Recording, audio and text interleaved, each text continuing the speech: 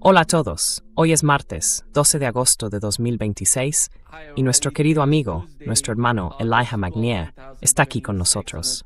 Bienvenido de nuevo, Elijah. Hola Nima, Implement estar contigo. Gracias por invitarme.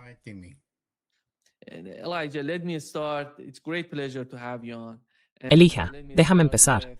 Es un gran placer tenerte con nosotros. Y quiero empezar por el nuevo acuerdo de defensa. No sé, podemos llamarlo pacto de defensa, pacto militar, digámoslo así, o pacto de seguridad entre Pakistán, Arabia Saudí y Turquía. Y en los últimos días, después de la firma de este pacto de defensa, hemos escuchado a Pakistán. Han dicho que se trata de que los países musulmanes se unan.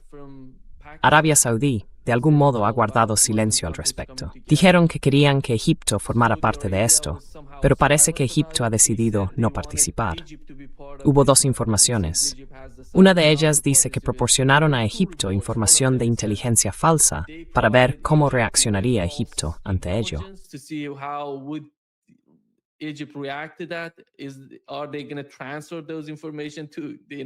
¿Van a transferir esa información a Estados Unidos? No sé si ese informe es válido, pero el otro informe dice que Arabia Saudí quería que Egipto formara parte del pacto, pero Egipto decidió no intervenir y esperar a ver qué ocurría con el pacto. Y el otro punto es lo que dijo Erdogan hace unos momentos. Dijo que hemos asumido una responsabilidad histórica para ayudar a garantizar la estabilidad en nuestra región. El principal objetivo del acuerdo es reforzar la disuasión. Está abierto a todos los participantes, a todas las naciones hermanas, y según él, nuestra visión es acabar reuniendo a todos los países de la región bajo este marco, si es posible.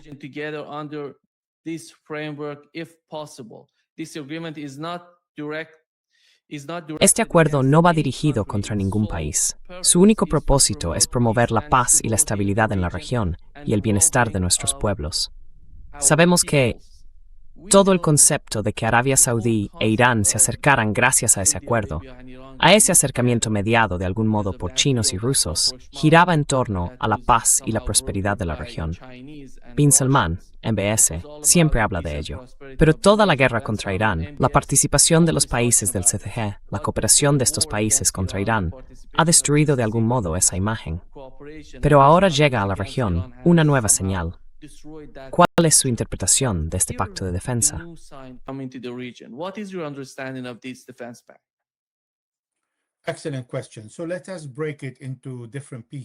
Excelente pregunta. Vamos a dividirla en varias partes para entender bien el significado de este pacto. En primer lugar, algunos dirían que se lleva hablando de este tipo de pacto desde hace 2 años. Y es cierto. Sin embargo, hemos visto muchos pactos, incluidos algunos mucho más grandes en Asia Occidental, en los que las negociaciones siguen en marcha, o que incluso han creado unidad entre países o colaboración entre ellos, acuerdos de defensa, pero que nunca se han puesto realmente en práctica. Lo interesante de lo que hemos visto con este pacto es el momento en que se produce. Y ese momento es importante. En primer lugar, es un mensaje a los estadounidenses. No significa que Arabia Saudí esté en contra de Estados Unidos, ni de Pakistán, ni siquiera de Turquía. Al contrario, Turquía es un país de la OTAN.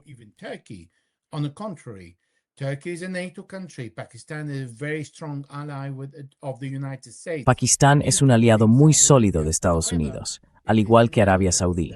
Sin embargo, es inevitable que este pacto esté enviando un mensaje a los estadounidenses. En realidad, de forma implícita, les está diciendo, no son realmente capaces de proteger a los países del Golfo, porque hemos visto su actuación y sus decisiones en la guerra contra Irán. Primero, fueron a la guerra sin avisarnos. Segundo, fueron a la guerra sin estar preparados para la represalia iraní. Tercero, no lograron defenderse a sí mismos, ni a sus bases, ni defender a los países del Golfo. Así que los saudíes están buscando otra manera de reforzar su seguridad y de enviar un mensaje al mundo, que Arabia Saudí, incluso sin Estados Unidos, tiene otros aliados que pueden situarse detrás de ella o a su lado y protegerla.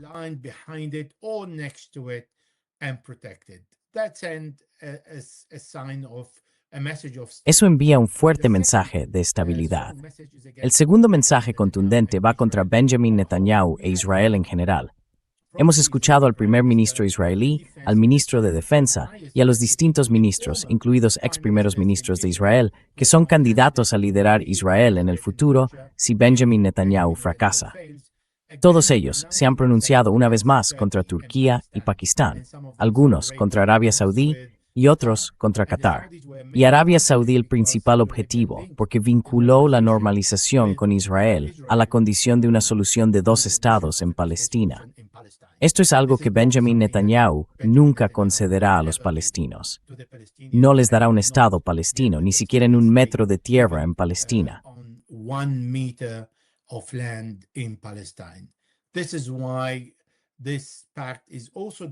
Por eso este pacto también va dirigido a los israelíes.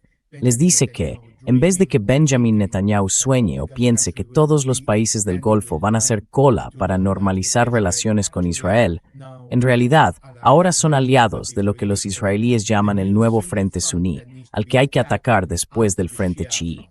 Son palabras de Benjamin Netanyahu. Ahora, la tercera parte es que sí, podría enviar un mensaje internacional a Irán. Para quienes no entiendan lo fuerte que es la relación entre Pakistán e Irán, comparten frontera, tienen muchos proyectos conjuntos, proyectos energéticos, y tienen el gasoducto que llega a Pakistán, que la parte pakistaní no ha conseguido. Además, hay fuertes vínculos entre los dos países, igual que con Turquía. Irán ha mantenido sus fronteras con Turquía, y Turquía fue, de hecho, el refugio seguro para años durante la many decades of US sanctions on Iran. On top of that, people are not aware. Además, la gente no es consciente de que existe una colaboración muy estrecha entre los iraníes y los servicios de inteligencia turcos. También están las fronteras con Azerbaiyán, y la relación entre Irán y Azerbaiyán, y entre Turquía y Azerbaiyán, es importante.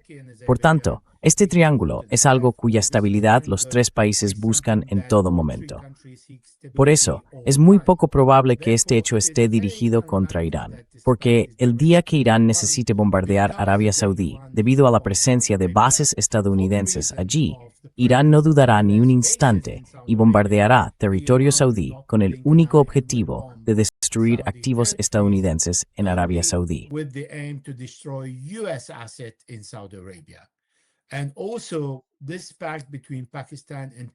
Y también, este pacto entre Pakistán y Turquía será muy reacio a dirigir sus armas contra Ansarullah en Yemen.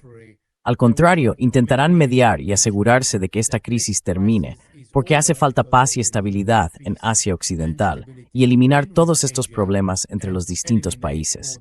Así que todos en Asia Occidental se beneficiarían, con la excepción de los estadounidenses y los israelíes. Los estadounidenses no se irán pronto, pero los israelíes han recibido el mensaje alto y claro.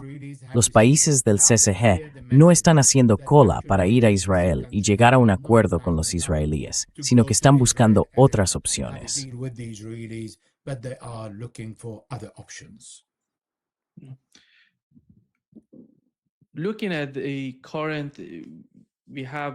Si miramos la situación actual, por fin tenemos al líder supremo iraní nombrando mandos militares en Irán. Hemos visto al jefe del Consejo de Seguridad Nacional ser nombrado por el líder supremo de Irán. ¿Y cómo ve los cambios que se están produciendo con el nuevo? Él era el hombre que ahora dirige el Consejo Supremo de Seguridad Nacional. Fue jefe de los Guardianes de la Revolución durante la guerra entre Irán e Irak.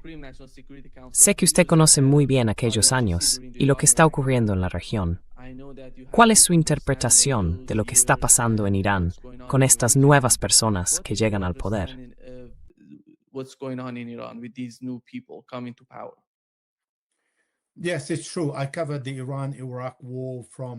Sí, es cierto.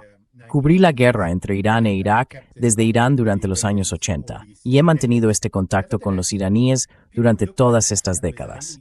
Sin embargo, la gente ve a Mohsen Rezaei como la persona más radical que sustituye a Zulkadr en el Consejo de Seguridad Nacional, lo cual no es del todo correcto, porque Zulkadr era una figura orientada exclusivamente a la seguridad, a los guardianes de la revolución, a lo militar, muy alejada de la política. A diferencia de Mohsen Rezaei, que empezó dirigiendo los guardianes de la revolución. Y sus primeros 17 años al frente de los guardianes, en cierto modo, hicieron que como empezó muy joven, con 27 años, todos los demás dirigentes de los guardianes de la revolución que hoy se conocen, a lo largo de los años y las décadas, trabajaran bajo su mando. Salvo las caras nuevas que llegaron después de 1997, cuando pasó de los guardianes de las funciones y responsabilidades. Functions and responsibility. But Mohsen Rezaei was a candidate for the presidency. Pero Mohsen Rezaei fue candidato a la presidencia varias veces. Además, se ha ocupado de la economía, de las finanzas y de la gestión del Estado. Por tanto, tiene una visión mucho más amplia de la seguridad nacional, una visión de conjunto. No se limita a la seguridad nacional desde el ángulo de la seguridad, porque la seguridad nacional incluye eso, pero no se reduce solo a eso. Es una visión en la que una persona tiene que observar todo lo que ocurre en Irán, la economía, las sanciones, la reacción de la población a las sanciones, la reacción de la población a la guerra, etc.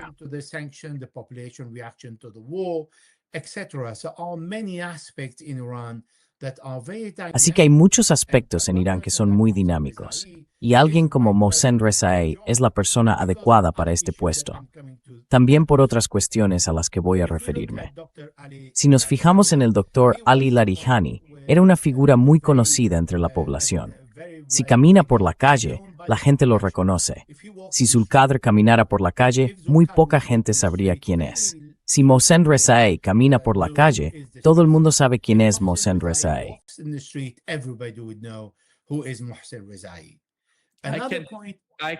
Puedo confirmarlo al 100%. Adelante, Elijah. Has dado justo en el clavo. Adelante, gracias. También hay otro aspecto muy delicado, el presidente. El presidente Pezeshkian, Masoud Pezeshkian, no procede del ámbito político.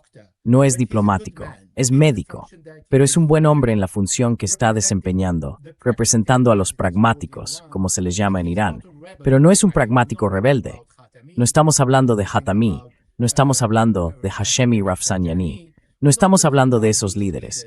Es alguien mucho más suave. Irán no necesita una imagen suave, pero también necesita una imagen suave.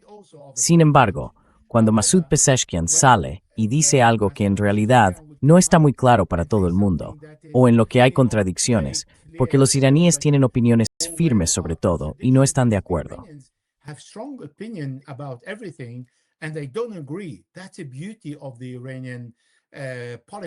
Esa es la belleza de la política iraní y de su dinamismo.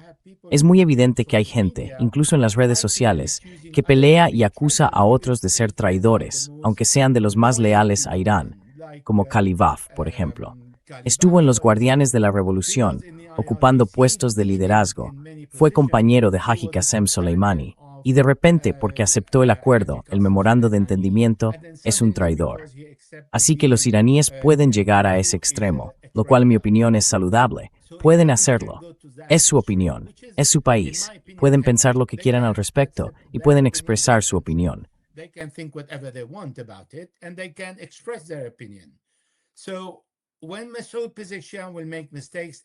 Así que, cuando Masoud Pezeshkian cometa errores y el doctor Ali Larijani le corrija, Mohsen Rezaei será la persona más indicada para reconducir las cosas.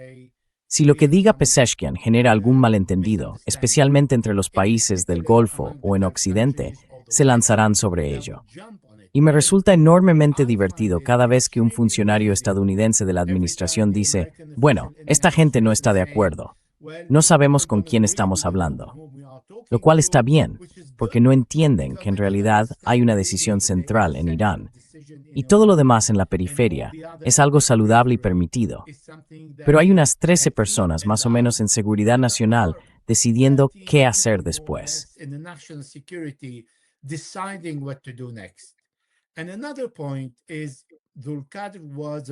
Y otro punto es que Zulkadr era representante del gran ayatolá Sayyid Mojtaba Khamenei. No era representante, era el jefe del Consejo de Seguridad Nacional. En la estructura iraní, el jefe del Consejo de Seguridad Nacional no tiene voto. Ahora Mohsen Rezaei es el jefe del Consejo de Seguridad Nacional y el representante del líder. Por tanto, tiene voto. No solo es el representante del líder, sino que además tiene voto junto con una segunda persona, que es Halili. Así que el líder tiene 2 votos en el Consejo de Seguridad Nacional. Eso también es importante y puede inclinar las decisiones cuando están más o menos igualadas. Además, para las decisiones más importantes del Consejo de Seguridad Nacional, se necesita una mayoría de 2/3. Y cuando Mohsen Rezaei salga a hablar, todos dentro de la Guardia Revolucionaria Islámica le respetarán porque fue su líder.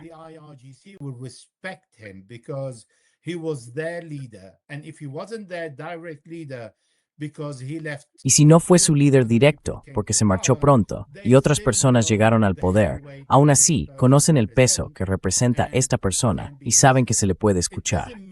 Eso no significa que Mohsen Rezaei vaya a llevar a Irán hacia los extremistas. Al contrario, va a ser flexible, pero no hasta el punto de quebrarse. Y firme, pero tampoco hasta el punto de quebrarse.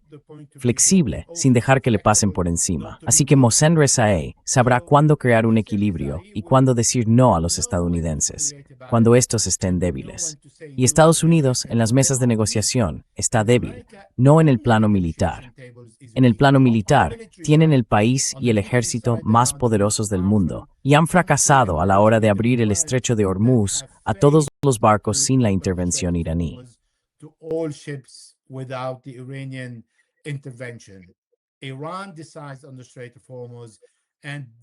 Irán decide sobre el estrecho de Hormuz, y por eso los iraníes tienen la última palabra. Y esto es lo que dijo Mohsen Rezaei: no aceptaremos ningún acuerdo con los estadounidenses. No abriremos el estrecho de Hormuz, independientemente del acuerdo con Omán. Eso es importante. Hay un acuerdo con Omán que solo se aplicará cuando Irán esté dispuesto a abrir el estrecho de Hormuz, cuando los estadounidenses se sometan a la exigencia iraní. Así que Mohsen Rezaei introdujo algo muy nuevo en las últimas 24 horas. Dijo: cuando empezó la guerra en Líbano y Gaza, es la primera vez que un cargo como Mohsen Rezaei del Consejo de Seguridad Nacional sale y menciona Gaza para asegurarse de que Donald Trump nunca vea la luz al final del túnel en la negociación con Irán y que nunca vea ni alcance un acuerdo sobre el programa nuclear con Irán mientras siga en el poder durante los próximos 2 años y medio.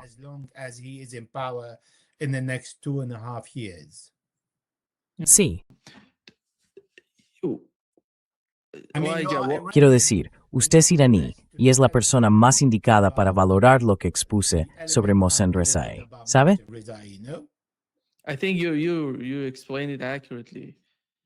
creo que lo has explicado con precisión. No tengo, ya sabes. Creo que tus puntos han sido muy acertados y entiendes lo que está pasando dentro de Irán, Elijah. La cuestión es que, en lo que respecta a la negociación, tuvimos 2 informes, uno de Qatar y otro de Irán. Uno procedía de Qatar, el otro, si no me equivoco, de Arabia Saudí. Ambos señalan que las 2 partes, Irán y Omán, están acercando posturas. Están en la fase final de la negociación sobre el nuevo mecanismo para el estrecho de Hormuz.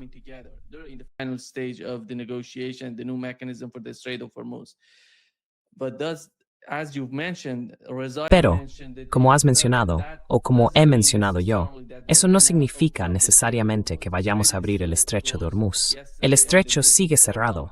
Ayer y anteayer, Donald Trump decía: está todo abierto, lo estamos controlando todo. ¿Cómo ves la forma en que Irán está negociando con Omán? ¿Está Omán proporcionando de alguna manera a Estados Unidos información sobre lo que está ocurriendo entre las 2 partes, entre Omán e Irán? Me refiero a las conversaciones y al nuevo mecanismo que está en marcha. Bueno, están negociando de alguna manera.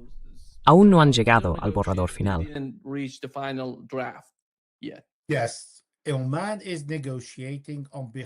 Sí, Omán está negociando en nombre del CCG y de Estados Unidos. E Irán tiene todo el tiempo del mundo para explicar a los omaníes que la situación en Hormuz estará única y exclusivamente bajo control de Irán. Todo lo que entra en el estrecho de Hormuz está controlado únicamente por Irán. Y cualquier barco que salga hacia fuera del estrecho de Hormuz solo podrá salir con el acuerdo de las autoridades iraníes y pagará las tasas por los servicios. Pero de nuevo, eso solo ocurrirá cuando estadounidenses e iraníes lleguen a un acuerdo para levantar las sanciones contra Irán para que Irán pueda vender su petróleo y su gas y navegar libremente. Y después están todos los demás puntos del memorando de entendimiento, empezando por el párrafo 1.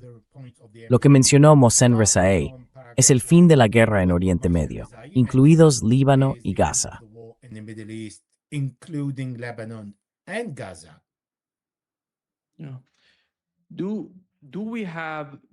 Sí, usted mencionó que el objetivo de Rezaei no es alcanzar el acuerdo. Quizá los puntos que está planteando sobre Gaza y Líbano. Habló de Irak, de Yemen, y conocemos la situación en Asia Occidental, entre Arabia Saudí y Yemen. En las últimas 24 horas, hemos visto múltiples ataques dentro de Yemen, entre grupos respaldados por Arabia Saudí en Yemen y Saleh, con numerosas víctimas. Y están los ataques en el Mar Rojo. En los últimos 2 días, al menos 3 o 4 petroleros han sido atacados. Yemen está atacando estos petroleros saudíes. ¿Cómo está la situación como consecuencia de este pacto militar? ¿Cómo ve la situación entre Yemen y Arabia Saudí? ¿Van a llegar a algún tipo de entendimiento para dejar de lado sus diferencias? ¿O es demasiado pedir que Arabia Saudí dé marcha atrás en Yemen?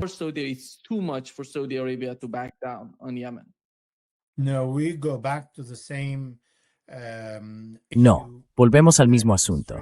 El problema del estrecho de Hormuz para los estadounidenses no se resolverá a menos que también se resuelva Bab el-Mandeb. Y Bab el-Mandeb no se resolverá hasta que se levanten las sanciones saudíes contra Yemen. Hoy, al vincularse Bab el-Mandeb con Irán y con el estrecho de Hormuz, Irán también se está vinculando con Bab el-Mandeb. Cuando Irán habla del primer párrafo del memorando de entendimiento, se refiere a una solución para todo. The Iranians need to negotiate only with the Americans. They don't need to negotiate with the Saudis. No necesitan negociar con los saudíes. Corresponde a los estadounidenses hablar con los saudíes y resolver el problema de Yemen, las sanciones y Bab al-Mandeb. Esto significa que los saudíes están en una situación extremadamente difícil, y los estadounidenses también. Porque hoy hay voces en Estados Unidos que dicen: aceptemos el acuerdo que menos daños cause con Irán, levantemos las sanciones al petróleo y permitamos que los iraníes exporten ese petróleo para que abran el estrecho de Hormuz. Realmente viven en una ilusión, porque no entienden que Irán no va a hacer lo que quieren los estadounidenses, ni lo que más les conviene: abrir el estrecho de Hormuz para que Estados Unidos pueda bajar el precio del petróleo en Estados Unidos y el resto del mundo pueda empezar a respirar, porque el precio del petróleo está subiendo. Al contrario, los iraníes dicen: resolvemos todos los problemas o no se resolverá ninguno.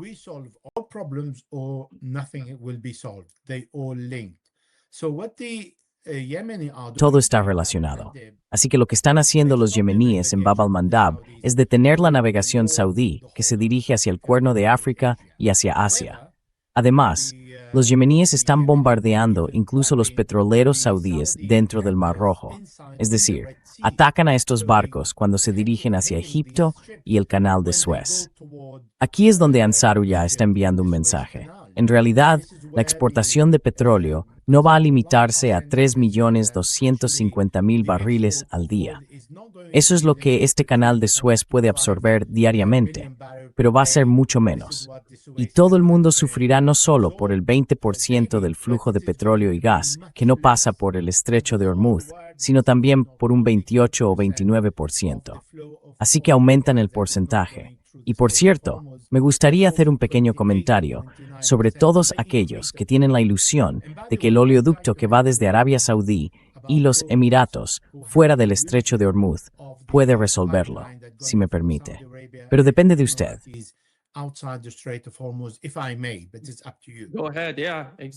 Adelante. Sí, exactamente, adelante. Porque hemos oído hablar de ello a Scott Bessent y ha dicho: en los próximos 2 años vamos a tener una alternativa al estrecho de Hormuz. Así que la importancia del estrecho de Hormuz va a disminuir o a desaparecer de escena. Adelante, ¿cuál es su interpretación de eso?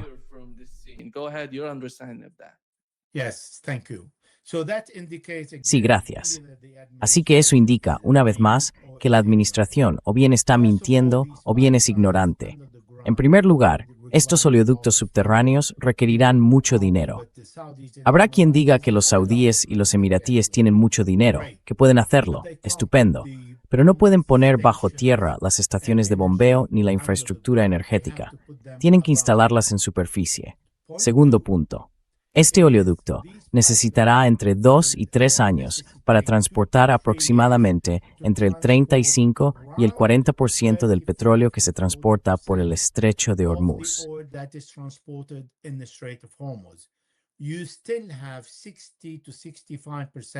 Todavía hay entre un 60 y un 65% del petróleo que tiene que transitar por el estrecho de Hormuz, porque Irak, Kuwait y Omán necesitan hacer pasar su petróleo por el estrecho de Hormuz, y sobre todo Qatar.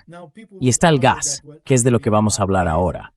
Algunos dirán que en realidad Irak está estudiando Baniyas en Siria. También está considerando Kirkuk a través de Turquía y que eso también se lo permitiría. Pues bien, la respuesta es no. Eso les daría entre 300.000 y 600.000 barriles de petróleo y 800.000 como máximo a plena capacidad. 800.000 barriles. Mientras que Irak produce entre 3,5 millones y 4 millones y tiene la intención de llegar a 5 millones en los próximos 5 años. Así que eso es solo una cantidad muy pequeña de las exportaciones de Irak. Y Kuwait, cero. Ahora vamos a Qatar. El gas que se va a transportar tiene que estar a menos 164 o 165 grados. Qatar no tiene gasoductos construidos con la posibilidad de transportar a ese tipo de menos 164 grados fuera del estrecho de Hormuz. Siguen necesitando el estrecho de Hormuz para transportar el gas. Por eso la gente no se fija en el precio del gas, que está aumentando cada día.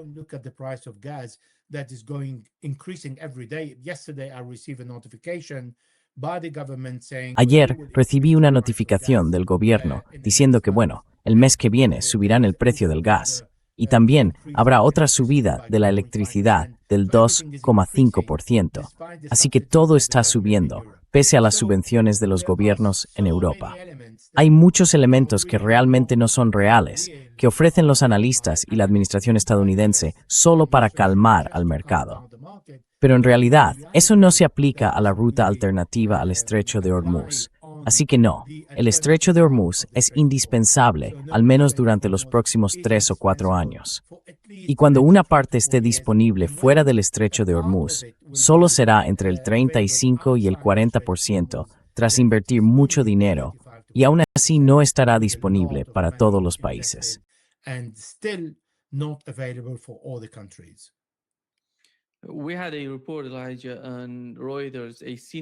Teníamos una información, Elijah, de Reuters. Una fuente iraní de alto nivel les dijo que Teherán y Washington no están hablando de ampliar el alto el fuego. Añadió que, desde la perspectiva de Irán, nunca hubo una fecha formal de inicio y, por tanto, no hay nada que ampliar. Y dice que Estados Unidos violó el memorando de entendimiento 48 horas después de firmarlo. El argumento que, en mi opinión, está intentando plantear es que no habría alto el fuego. Eso significa que Irán, cuando decida atacar, si ve que algo se está preparando o si lleva a cabo algún tipo de ataque preventivo contra Jordania u otros países, quizá esa sea la razón por la que no quieren hablar del alto el fuego ni de ampliarlo. ¿Cuál es su interpretación de la situación actual? Lo llaman una especie de pausa, pero ¿qué significa eso para Irán y para Estados Unidos? ¿Y cómo ve el camino a seguir?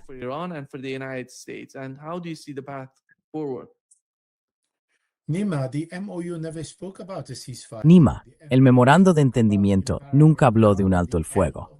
El memorando decía, en su primer párrafo, que había que poner fin a la guerra. A Irán no le preocupa el alto el fuego, porque un alto el fuego significa que se deja de disparar. No es algo que ponga fin al estado de guerra entre los dos países, especialmente cuando los estadounidenses fueron los agresores. Fueron ellos, junto con los israelíes, quienes empezaron la guerra, e Irán se estaba defendiendo. Y nobody's can persuades. Los estadounidenses bombardearon inmediatamente la escuela Nieman a 170-180 niños en Irán. Eso fue el primer día. Así que esto es sign. The children, 170, 180 in Iran, that was on day one. So the this You mean MENAP ceasefire. school? Sorry. MENAP school. Yeah, with the MINAB. Perdón, Yes. MINAB, So la the escuela first, de MINAB. from Sí, the la de start of the MINAB. war, Iran Así que didn't desde el call for primer día ceasefire. de la guerra, They asked for Irán the end nunca of the pidió war. un alto el fuego. And Pidió el Iran fin de la guerra. is allowed E Irán tiene to derecho, say cada vez que dice que ve algún activo estadounidense preparándose para la guerra, a atacarlo porque sigue en estado de guerra. Por tanto, para los iraníes, si no hay una declaración del fin de la guerra y garantías, que es la parte más difícil, porque los iraníes no confían en los estadounidenses. Personas como Mohsen Rezaei o el gran ayatolá Sayyid Mujtaba Khamenei no están disponibles para el público, porque los israelíes todavía pueden ir y asesinarlos. Y los iraníes no quieren darles a los israelíes ni a los estadounidenses ese placer, porque es algo de lo que disfrutan, pese a que no pueden cambiar la dinámica del país, porque en Irán nadie es irreemplazable. Because nobody is irreplaceable in Iran. Therefore, if there is no end of the war, Por tanto, si no hay un final de la guerra, no hay alto el fuego entre los dos países. it is up to Depende de the los estadounidenses venir y decir, vamos a poner fin a la guerra y declaramos el fin de la guerra. Pero las garantías deben venir de las Naciones Unidas y de otros países, con una resolución que establezca el fin de la guerra y que todas las partes acatarán. Por el momento, lo que están haciendo los estadounidenses es gestionar la crisis, gestionar el conflicto. Dicen, de acuerdo, ¿estamos de acuerdo o no? Levantemos las sanciones durante 60 días. Y luego cambian de opinión y empiezan a bombardear Irán. E Irán toma represalias contra todos los activos estadounidenses, ya sea en Jordania, en Irak, en Kurdistán, contra los kurdos proestadounidenses, los kurdos que actúan como aliados de Estados Unidos o en cualquier otro país del CCG. or it is in any other GCC country. This is the Iranian position and is not going to Esta es la change posición iraní because y no va a Iran cambiar, is still porque in Irán state of sigue en war. estado de And guerra. that is what people Y eso es lo que la don't gente no understand. Why entiende. Iran's not ¿Por opening qué the Irán no Hormuz? está abriendo el Why estrecho would de Iran Hormuz? open the Strait of Bueno, Hormuz? desde la From lógica Iranian iraní, logic, ¿por qué if iba Iran Irán is a in abrir a el state of estrecho de war, Hormuz si está why en would estado de Iran guerra? sign a deal ¿Por with qué iba Oman and Irán a apply firmar un acuerdo con when there is a Omán state y of war? aplicarlo mientras haya The un deal estado de has guerra? been made with El Oman acuerdo con Omán to be se ha hecho para implemented aplicarse después de la after the war, guerra, cuando when ya no there is haya no guerra. more war. Mientras existe As un long estado de as guerra, there is a no se state va a of poder war, aplicar nothing is nada. going to be E Irán es un applicable factor in dominante en Iran el because estrecho the de main Hormuz, factor y es in the quien se Strait of encarga Hormuz de and responder Iran y is de the one destruir o de in intentar charge of destruir los responding activos and estadounidenses destroying en el or Golfo trying to y en destroy Jordania. US asset in the Gulf and in Jordan.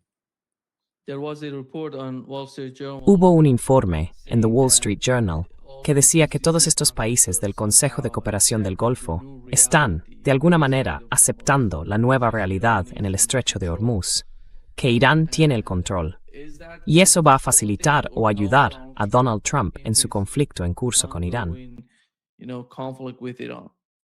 Unfortunately, I don't think Donald Trump pays attention Por to what desgracia, accept or they don't no creo que accept. Donald Trump preste The atención reason a lo why que Iran is aceptan not o dejan de negotiating with aceptar. the GCC Y la razón countries por la que Irán because no está Iran is negociando con aware los that países del even within the CCG GCC es que Irán countries sabe que esos don't have a países no voice tienen ni and don't voz have a ni voto vote ante los estadounidenses, with the porque los Americans. estadounidenses en Americans realidad los actually ignoran. disregard their Bueno, los estadounidenses fueron a la guerra sin consultar a los países del CCG.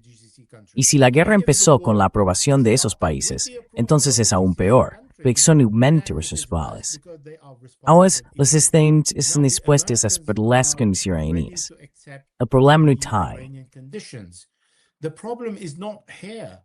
The problem is even if the Americans accept the El problema es que, conditions, aunque los estadounidenses acepten las condiciones iraníes, así como la soberanía, el dominio total y la hegemonía de Irán sobre el estrecho de Hormuz, los estadounidenses solo habrán resuelto uno de los varios asuntos que siguen estando en lo más alto de la agenda iraní: levantar todas las sanciones, liberar los activos congelados, pagar compensaciones por la guerra y poner fin a la guerra en Oriente Medio, incluidos Líbano, Gaza, Irak y Yemen. Estas son las exigencias iraníes. Y los estadounidenses creen que aceptando el dominio iraní sobre el estrecho de Hormuz, el problema se acaba. Pero esto no ha hecho más que empezar.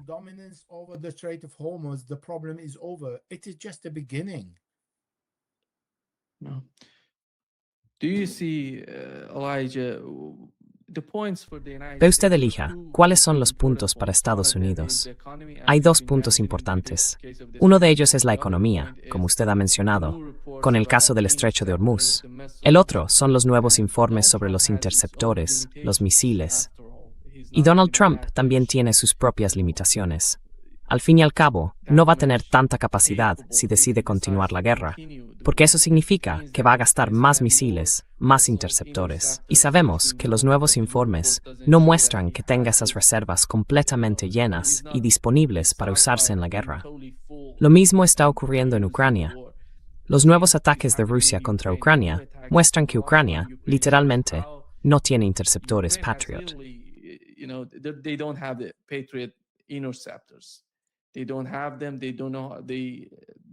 No los tienen. Están usando drones para ir contra Rusia y atacar a Rusia. Esta es la cara actual del conflicto. ¿Qué alternativas tiene Donald Trump? ¿La continuación de la guerra? Porque esto no es algo extraño en la política exterior de Estados Unidos, en Washington. Hemos visto cómo Joe Biden inició la guerra en Ucrania. Continuaron la guerra hasta el último momento y se la entregaron a Donald Trump. Donald Trump podría hacer lo mismo. ¿Cree que va a seguir ese tipo de tradición que hemos visto antes, con Irán, con Irak, con la guerra de Irak, en Afganistán, durante muchos años? ¿Nos dirigimos hacia el mismo tipo de estrategia en Washington?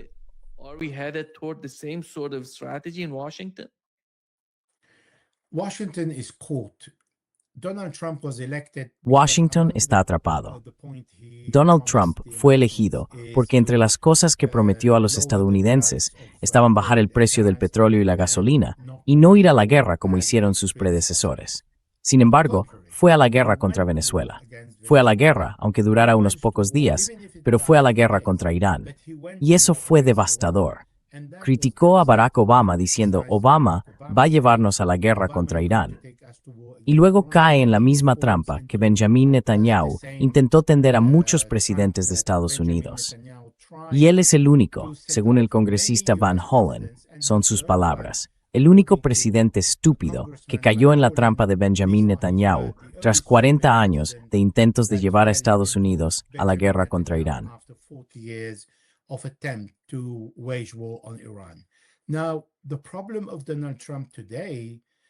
Ahora, el problema de Donald Trump es que no tiene una estrategia de salida. Intentó la guerra.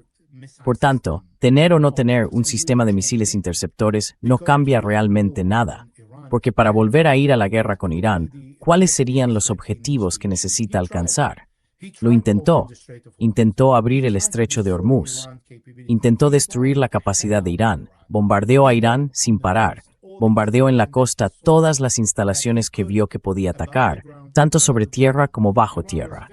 Irán fue muy hábil al crear una red de señuelos y agotó realmente la mayor parte de las bombas y los misiles de precisión estadounidenses en tanques falsos, aviones y helicópteros falsos, y centros de mando y control.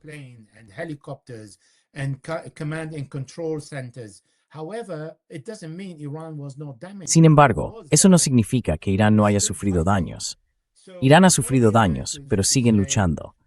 Así que si los estadounidenses dicen, de acuerdo, vamos a otra ronda, él irá a otra ronda durante 1, 2, 3 semanas.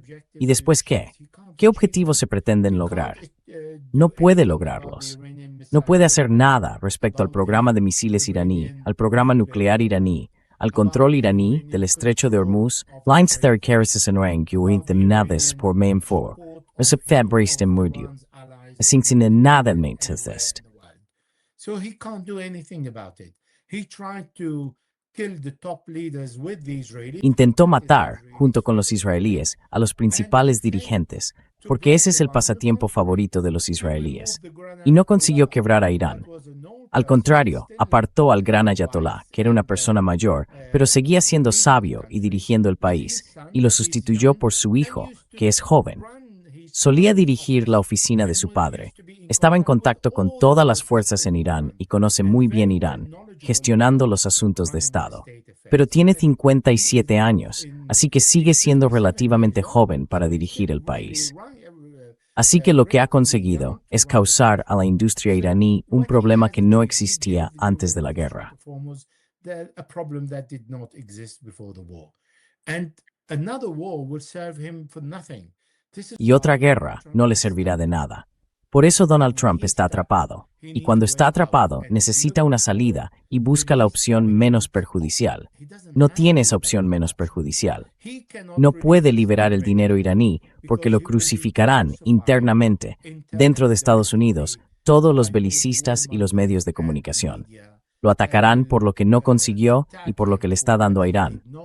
Desde luego, no le dará ni un céntimo a Irán en concepto de compensación por la guerra, lo cual está bien para Irán, porque entonces Irán aumentará el porcentaje aplicado a todos los barcos que crucen el estrecho de Hormuz, para recuperar no solo los daños de guerra, sino 10 o 100 veces más a lo largo de las décadas, porque esas tarifas se aplicarán para siempre. The fees will be implemented forever. The situation in the Strait of Hormuz is over. La situación en el estrecho de Hormuz se ha terminado. Es completamente distinta. Estará bajo control iraní, con las tasas que Irán quiera imponer.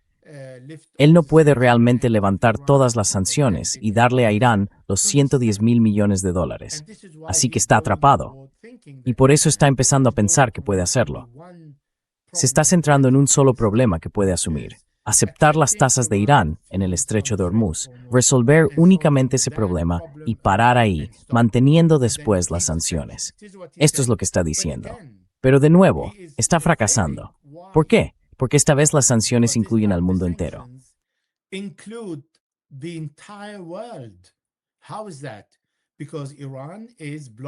¿Cómo es eso? Porque Irán está bloqueando el estrecho de Hormuz y no salen 20 millones de barriles por el estrecho de Hormuz mientras Irán no pueda vender su petróleo. Eso significa que las sanciones de los estadounidenses ya no sancionan solo a Irán, pero Irán tiene otra base a la que no va a renunciar hasta conseguir todos los demás puntos. Así que este es un dilema para Donald Trump. Y estoy seguro de que se está consumiendo por dentro, pero realmente está en serios problemas. Y por desgracia para él, no hay salida.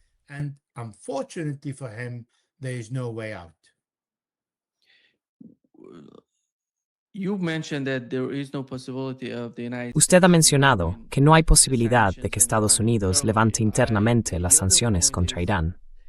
El otro punto es el Consejo de Seguridad Nacional iraní, con su última declaración, en la que mencionó conjuntamente al Líbano, Palestina, Irak y Yemen, junto con Irán. En esa misma declaración, decían que van a castigar a los países que estén cooperando con Estados Unidos en este régimen de sanciones, o que hayan cooperado con Estados Unidos durante la guerra, y que van a utilizar al máximo este intercambio para hacerlo.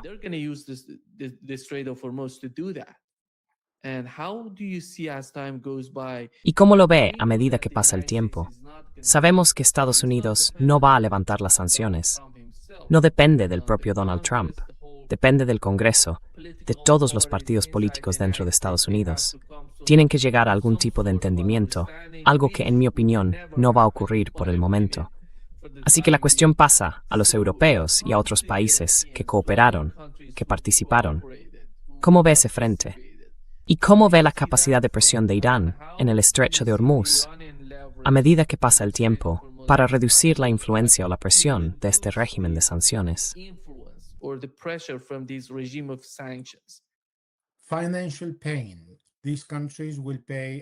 Dolor económico. Estos países pagarán un porcentaje más alto por todos los barcos que quieran utilizar para cruzar el estrecho de Hormuz. Al fin y al cabo, Irán no quiere castigar a un país haciendo que sienta el dolor sin obtener ningún beneficio a cambio. Al contrario, el mejor castigo para un país que colabora con Estados Unidos es asegurarse de que ese país financia a Irán para aumentar el poder de Irán y aliviar a la población iraní. Ese mamara de Kafuwurmexes. Ese dro two países iraníes sin petróleo, justis a referening, en sí del estat sobre Bethrain, tiene dinero for. Along the Strait of Hormuz, they have the money to pay. At the end of the day, the end consumer is going to pay the price. Al final, el consumidor final va a pagar el precio. Sin embargo, Irán tendrá aquí otra ventaja, porque tiene la posibilidad de vender su petróleo a un precio más bajo, ya que en realidad no paga esas tasas. El petróleo iraní está exento de tasas para atravesar el estrecho de Hormuz, algo que no ocurre con todos los demás países. Por tanto, Irán tendrá mucha más demanda para vender su petróleo y utilizará ese dinero para aumentar la producción, elevarla mucho más y vender mejor, con el fin de garantizar la prosperidad de la población iraní, que ha sufrido enormemente durante 47 años a causa de las sanciones de Estados Unidos. Because of the US sanctions.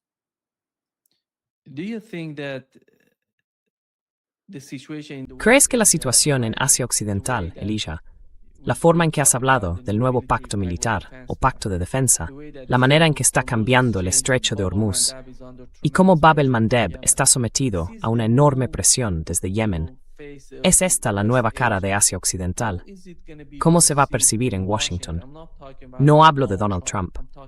Hablo de esas personas en el poder que siempre toman las decisiones en Estados Unidos, de quienes toman las decisiones en Ucrania. Sabemos que el cambio en la administración Trump, antes de llegar al poder, giraba por completo en torno a poner fin a la guerra en Ucrania en 24 horas. Mucha gente pregunta, ¿por qué no lo hizo? Porque este es el plan del establishment, del blob, o como podamos llamarlo, del Estado profundo, si podemos llamarlo así. Pero ¿cómo van a percibir estas personas de Washington, en Estados Unidos, a su Asia Occidental?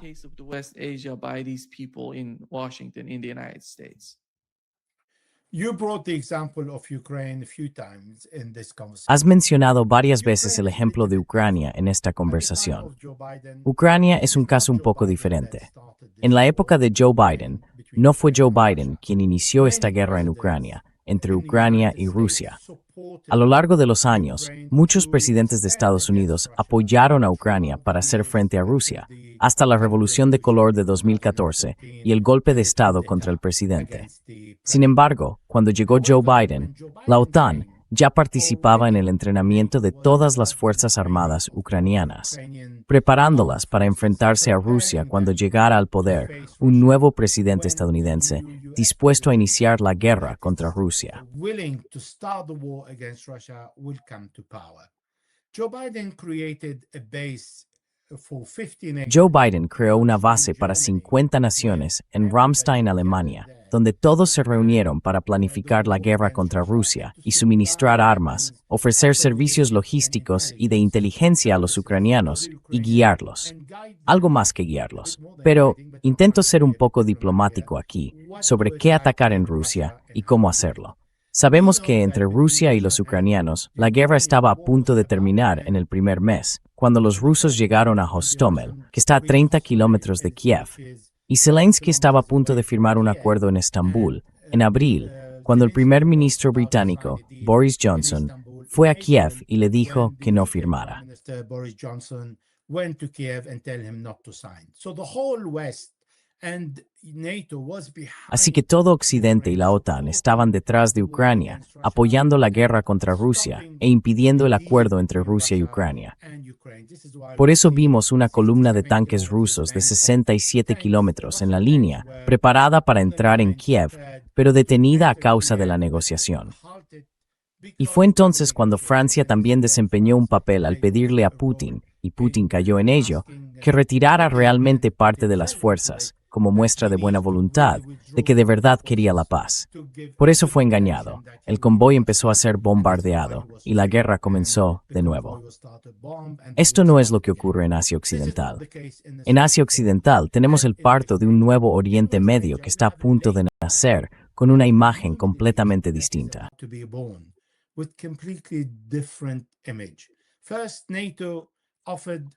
Primero, la OTAN ofreció apoyo logístico a Estados Unidos, permitiendo que los aviones aterrizaran y dándoles apoyo militar, pero sin planificar realmente la guerra.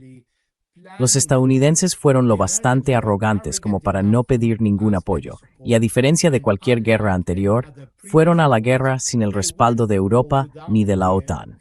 Dijeron, somos suficientes, y podemos ir a destruir Irán, cambiar el régimen porque queremos, porque el botín es para el vencedor. Esto es lo que Donald Trump dijo sobre Venezuela, y pensaba lo mismo sobre Irán. Bueno, se llevó una decepción y empezó a gritar, queriendo ayuda de la OTAN. Pero la OTAN fue lo bastante inteligente, en particular Europa, no la OTAN. La OTAN no es inteligente. La OTAN es América, es Estados Unidos. NATO is America, is United States. But Europe thought, well, actually, we Pero don't Europa want pensó, this war. bueno, en realidad no queremos esta guerra. More or less, Es más o menos exactamente como el presidente francés Jacques Chirac, cuando los estadounidenses George Bush hijo fueron a la guerra contra Irak en 2003. Chirac dijo, no quiero esta guerra, no es nuestra guerra. Pero luego, unos meses después, entró. Bueno, esta vez los europeos están diciendo, esta no es nuestra guerra. Donald Trump es un belicista. Ya basta de lo que nos ha hecho. Que se ocupe de su propia prima. Nosotros vamos a formar Forge. problem, and we're not going to be part of it. Because of that, and because Europeans Por eso, understand that y porque los europeos entienden que no tiene sentido ir a la guerra contra Irán, porque saben que Irán no está a punto de fabricar una bomba nuclear, porque no hay ningún aspecto legal, aunque quizá no sea tan importante para Europa encontrar la legalidad detrás de lo que fue ilegal, ir a la guerra contra Irak. Y Tony Blair fue a la guerra contra Irak, seguido después por muchos países, incluido Ucrania, por cierto. Así que fueron a la guerra contra Irak. Esta vez dijeron, de acuerdo, bueno, tenemos suficientes imágenes como para no ir. Ahora el problema es entre Estados Unidos, ni siquiera Israel e Irán. E Irán ha tomado la decisión de asegurarse de que todos los países árabes y del Golfo entiendan que la presencia de los estadounidenses en los países del Golfo, en Asia Occidental, es tan perjudicial que tiene que desaparecer. is so damaging that needs to go. Now, it is not going to happen because GCC countries Ahora bien, esto no va a ocurrir porque los países del CCG no tienen suficiente determinación para pedir a los estadounidenses que se vayan. Sin embargo, empezarán a apoyarse más en Turquía y Pakistán, a comprar más a China, a comprar en yuanes, en lugar de usar siempre el dólar estadounidense, y a pedir intercambios de proyectos con los chinos, con los europeos y con otros países. Así que, lenta pero firmemente, se asegurarán de que los estadounidenses no tengan un control total sobre los países del CCG. Esto ya está ocurriendo, e Irán se está asegurando de que los países del CCG entiendan el precio que están pagando. Y lo entenderán aún más cuando empiecen a navegar por el estrecho de Hormuz, cuando Irán permita el paso, y vean que en realidad los estadounidenses son la fuente de los problemas, y que sin quererlo fueron ellos quienes realmente designaron a Irán como el policía de medio. as the policeman of the Middle East. And this is not something that particularly the Saudis Y esto no es algo que vaya a hacer especialmente felices a los saudíes, porque los saudíes hicieron todo lo que estuvo en su mano durante décadas para asegurarse de que Irán fuera derrotado, de que Irán no fuera fuerte. Desde su apoyo a Saddam Hussein en 1981 en la guerra contra Irán, hasta el apoyo a Daesh, ISIS, Al-Qaeda y todo lo que han hecho en Oriente Medio para asegurarse de que Irán no sea un país estable. Quiero decir, el príncipe heredero Mohammed bin Salman dijo en un momento dado, en 2018, vamos a trasladar la guerra al territorio iraní. Fue sincero al respecto, pero lo intentó y fracasó. Así que, esto es lo que digo. Hay un proceso de parto en Oriente Medio, donde va a nacer un nuevo Oriente Medio, o Asia Occidental. Y todavía no ha nacido. Está en camino. not born yet. It is on the way. Do you think that ¿Cómo cree que sería esa arquitectura de seguridad en Asia Occidental que pudiera incluir a todos estos países? ¿Ve posible que Irán y Arabia Saudí, entre otros, se unan? ¿O estamos todavía muy lejos de llegar a ese punto? Well, Iran and Saudi Arabia came together. They had meetings in Bueno, Iraq. Irán y Arabia Saudí se acercaron. Mantuvieron reuniones en Irak, en Jordania y en Omán. Han firmado un acuerdo bajo los auspicios de China. No solo el primer ministro iraquí de entonces, sino también China, supervisaron este acuerdo. Pero, como usted dice, al igual que la Organización de Cooperación de Shanghái y los BRICS, no están realmente muy dispuestos a aplicar estos acuerdos, porque Irán seguía siendo un país demonizado. Ahora que Irán está mostrando una imagen diferente, más fuerte que antes, no porque Irán tenga más poder, sino porque Irán fue objeto de la destrucción de los dos ejércitos más poderosos de Oriente Medio y del mundo, ambos nucleares, y no lograron, en realidad no lograron, no consiguieron derrotar a Irán.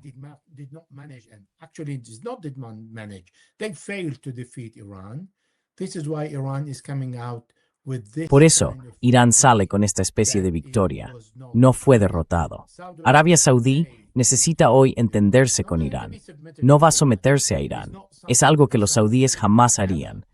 Pero necesitan llegar a un acuerdo con Irán que garantice una forma de colaboración más allá del acuerdo firmado bajo los auspicios de China, porque no quieren que estos ataques se repitan. Y Mohammed bin Salman tiene visiones económicas de futuro para las que necesita estabilidad en Oriente Medio y Asia Occidental.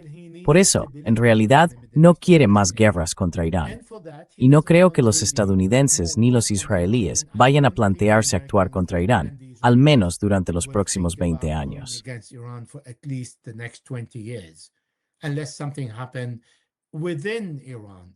Salvo que ocurriera algo dentro de Irán.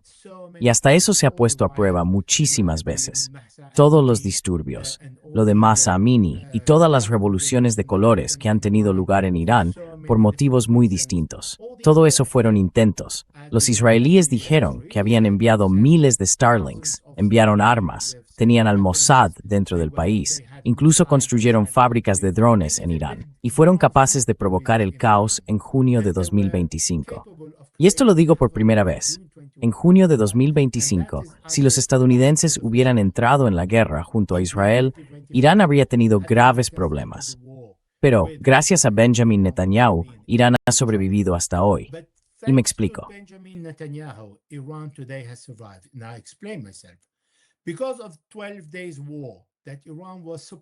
A causa de la guerra de 12 días, Irán se vio sorprendido por la forma en que Israel llevó a cabo la guerra, matando a todos los líderes, destruyendo todos esos lugares.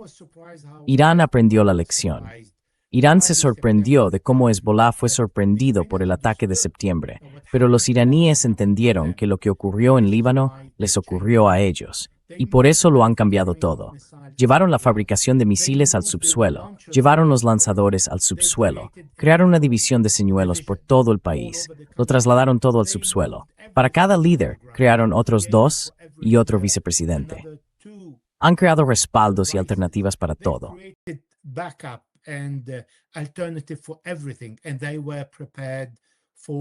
Y estaban preparados para la guerra, porque la guerra de junio de 2025 solo se detuvo por una conversación telefónica entre Donald Trump y mediadores con Irán, pero no mediante un acuerdo. Así que Irán se preparó y entendió qué hacía daño a los israelíes y qué hacía daño a los estadounidenses, porque sabían que esta guerra iba a llegar.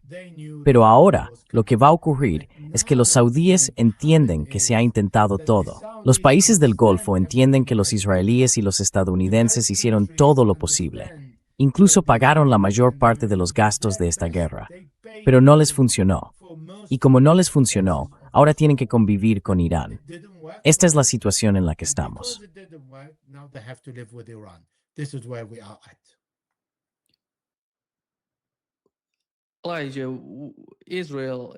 Elija. Israel es la razón principal, según tengo entendido, o una de las principales razones por las que Estados Unidos inició esta guerra. Y has mencionado el ataque de junio de 2025, que comenzó cuando Benjamin Netanyahu, su administración y su ejército atacaron Irán, pero con la plena cooperación de Estados Unidos, apoyándolos, utilizando todas esas bases en los países del Consejo de Cooperación del Golfo, aviones cisterna, de reabastecimiento, todo, inteligencia. Estaban preparados para eso. Estaban preparados defensivamente. Hicieron todo lo necesario para defender a Israel cuando Irán atacó a Israel, después de que Irán quedara conmocionado durante las primeras 12 horas. Y ya ves, después de 8, 9, 10 horas, vuelven y atacan a Israel.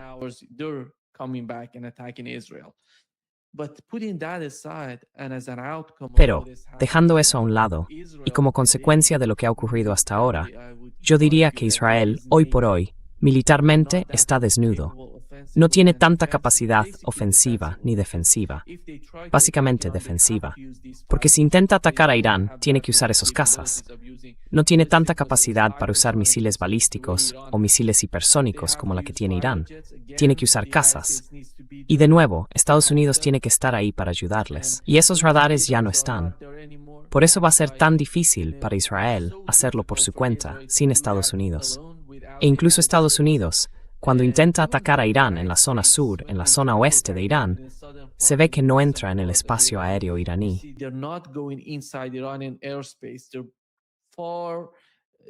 Están lejos, ¿sabe?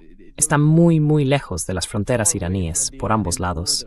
Incluso en la parte occidental de Irán, utilizan HIMARS desde Kuwait para atacar esa zona del país. Esta es la realidad de lo que está ocurriendo. Incluso Estados Unidos tiene sus propias limitaciones para atacar a Irán, no digamos ya Israel. ¿Cuáles son las condiciones para Israel si Estados Unidos decide hacer algo? Usted ha mencionado el objetivo principal. Al final, si consiguen algo, será que Irán controle el estrecho de Hormuz y que Estados Unidos abandone la región sin lograr ningún tipo de acuerdo significativo con Irán, ni levantar las sanciones, ni nada de eso.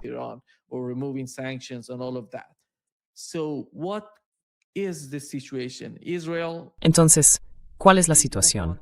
Israel no quiere retirarse del Líbano. Quiere continuar el conflicto con Irán. Tiene un nuevo enemigo, con el nuevo, como lo llaman ellos, el nuevo movimiento de carácter suní. Supongo que, en los últimos 2 días, el ministro de Agricultura de Israel y el ministro de la Diáspora, ambos han dicho que el nuevo pacto militar, va contra ellos, porque es una especie de movimiento suní contra ellos. Entonces, ¿dónde está Israel hoy? ¿Y cómo va a ser posible que Washington abandone la región y deje a Israel en las condiciones en las que se encuentra ahora mismo?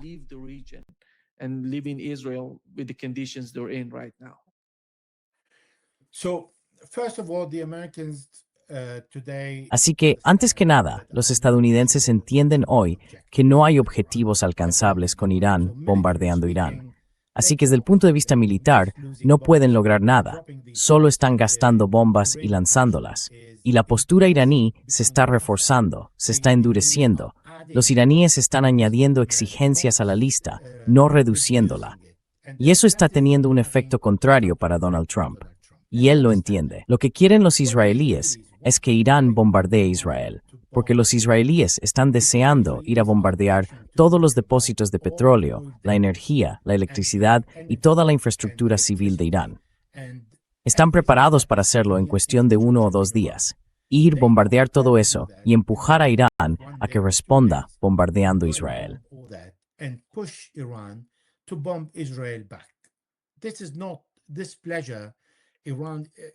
Esto no es el placer que Irán le va a dar a Israel, porque los estadounidenses están frenando a Israel para que no haga eso. Porque los iraníes destruirán todo en Oriente Próximo. Destruirán todas las plantas energéticas, las desalinizadoras y toda la infraestructura civil, porque está siendo atacada, y responderán de la misma manera. Esto no beneficia a la estrategia de Estados Unidos. Pero a los israelíes no les importan los objetivos de Estados Unidos. Son distintos. A los israelíes les gusta matar, destruir, sin ningún objetivo estratégico. Así que Benjamin Netanyahu está hoy en fase electoral.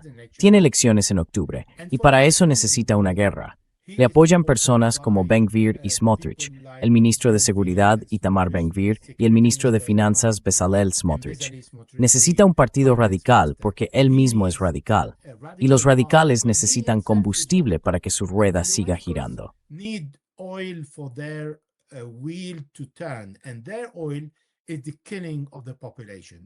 Y su combustible es matar a la población. Si no pueden hacerlo en Irán, tienen que ir al Líbano. Si no pueden hacerlo en el Líbano, van a Gaza. Si no pueden hacerlo en Gaza, tienen que ir a Cisjordania. Y eso es lo que están haciendo. Así que Israel no se retirará ni 1 centímetro del Líbano ni de Gaza. Al contrario, en Gaza, con el alto el fuego, en octubre Israel controlaba el 53%, hoy controla el 70%. Está aumentando la ocupación de más territorio en la Franja de Gaza. Antes eran 360 kilómetros cuadrados. Hoy se ha reducido a más o menos 100 kilómetros cuadrados, donde viven 2,5 millones de personas, en 100 kilómetros cuadrados y en condiciones muy duras. Está reduciendo los alimentos y los suministros de los 600 camiones acordados a 200 o 250 camiones cada día. Así que realmente está haciendo un smampy para hacer la vida de los gazatíes muy miserable. Es cienesmo en ley. Están destruyendo las viviendas de civiles durante el alto el fuego. La gente está viendo, en la zona controlada por los israelíes, cómo destruyen sus casas. Y como hay un alto el fuego, no disparan. La resistencia no dispara contra los israelíes. Así que con Irán se sienten completamente bloqueados. Les encantaría ver a Irán bombardeándolos, pero Irán no va a bombardear Israel ahora. Puede bombardear activos estadounidenses en Jordania, donde hay muchos sistemas de misiles interceptores, y dejar a Israel con su sistema de interceptación solo para Israel, y agotar todos los demás de la región. Así, el sufrimiento se reparte entre todos, con la excepción de Israel, que siente un gran dolor, porque Irán no lo está bombardeando, ni le da la posibilidad de bombardear a Irán. Ya ve. Por eso Irán está adoptando esta postura con Israel.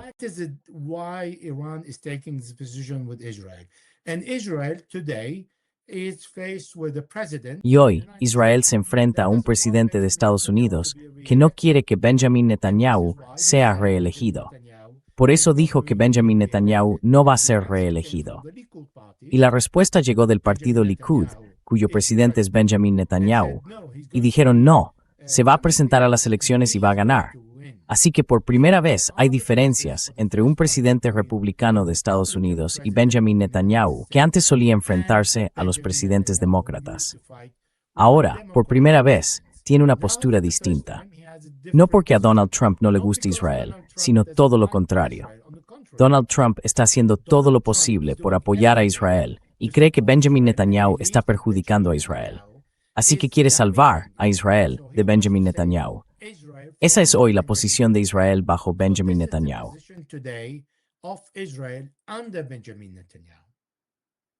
Yeah. Yeah. Thank you so Muchas much, gracias, Elijah. Elijah. Un gran placer, como Great pleasure, siempre. as always. El placer es mío, Nima. We're going to continue these talks. It's so Vamos a important continuar for estas the conversaciones. reason. Es muy importante. Important for Tu our punto de audience vista es to muy understand importante para que nuestra what's audiencia the comprenda la situation in complejidad de la Lebanon, región. in the West Bank. En el Líbano has We mencionado. didn't talk about the West En Bank. Cisjordania, Before no I hablamos de mentioned- Cisjordania. I mentioned the West Antes de Bank, mencionar because Cisjordania, West he Bank recordado una de is las preguntas que quería hacerte, the way Elijah. the way that Es sobre la manera en que hablaba Bank- Benjamin Netanyahu. We know what's Sabemos going lo on que in the está West ocurriendo en Bank. Cisjordania. Exactly. Y esos colonos van allí y prenden fuego a cosas, ya sabes, incendian cosas y lo destruyen todo. Benjamin Netanyahu lo mencionó. Dijo que todo tiene que ver con estas personas. Incluso los llamó matones. Estos matones van allí y estamos intentando hacer todo lo posible desde el gobierno para evitarlo. Pero tuvimos al miembro israelí de la Knesset, Ofer Kasif. Ayer se publicó una entrevista en Al Jazeera. Él afirma que el gobierno está pagando a estas personas para que hagan esto, que el gobierno está gestionando a toda esta gente. The government is managing all these people. He meant the finance minister Bezalel Smotrich. Se refería al ministro de Finanzas, Bezalel Smotrich, que cuenta con el apoyo de estos terroristas matones, estos colonos. Es el ministro de los colonos. Es quien está ampliando los asentamientos en Cisjordania. Han pasado de 150,000 a 850,000 colonos en Cisjordania. Están ocupando distintas zonas que, en teoría, deberían ser administradas únicamente por el Estado palestino, o por Mahmoud Abbas, por decirlo así. Pero el número de estos asentamientos aumenta cada día. Cada día se demuelen viviendas de palestinos. Y estas personas, estos terroristas, me refiero a Ben Gvir y Smotrich, fueron considerados terroristas por el gobierno y los tribunales israelíes. Los tribunales israelíes consideraron terroristas a estos dos. Hoy están en el gobierno. These two terrorists, they are today in the government. This is why we see Bezalel Smotrich is fighting with the. Por eso vemos que Bezalel Smotrich está enfrentándose al ejército, sin darles el presupuesto, pero siempre encontrando presupuesto para crear asentamientos. no solo en Cisjordania, sino sobre todo alrededor de Jerusalén, para asegurarse de que Jerusalén nunca quede vinculada a ninguna parte palestina y de que las viviendas y los barrios palestinos queden completamente rodeados de asentamientos en Jerusalén. Así que Benjamin Netanyahu salió y dijo, aquí no hay Estado palestino, solo hay un Estado, y no daré ni el 1% de la tierra a los palestinos. I will not give 1% of the land to the Palestinians. Yeah. Sí, muchas gracias, Elijah. Un placer, como siempre. Pleasure as always. My Fue un placer. Gracias por invitarme. having me.